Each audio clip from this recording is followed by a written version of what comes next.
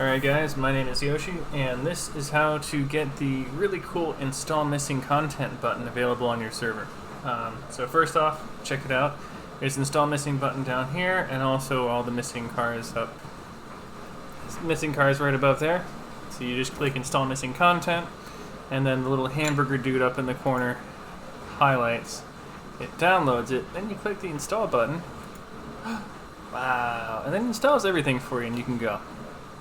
So the easy way to do this is if you already have Content Manager, you set it up so that you have your server tab here and you want the details tab. So in here is a couple of really important things. First, here's a freebie. This is the secret on how to get an image on your server name so it shows up. Mine's the little picture you just saw in the last section. Let me see if I can eke this over a little bit for you. So upload your thing to Imgur, and then you put in the image tags, and then this is the hover over image. But anyway, you're not here for this. So you get all your cars set up in the entry list area. You can do version required. You do not necessarily have to. You can hit reset to whatever current version is. Although this is still downloading, so it'll be 1.13. You can do none, which is the default, but what you want to pick here is download URL, paste in your Google Drive link, whatever it happens to be, doesn't really matter, and you just do the same link for all your cars.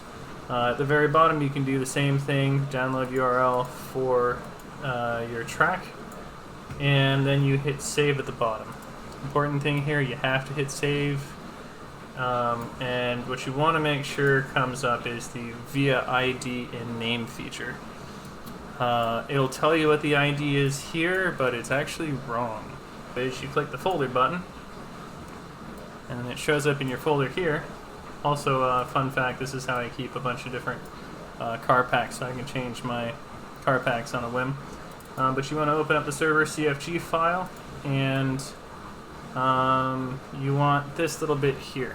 So that is what saves somewhere off in the ether, and you copy that one, and then you go to your Elite Game servers, and then you just paste it into the end there, and then you hit save, and restart your server, and then everything should work. Then you can go back and refresh, and anyway, then you can go back, and everything should work, and everything will install automatically for your car. Cool? Alright, thanks guys. Hopefully this was a short one. Catch you in the next one.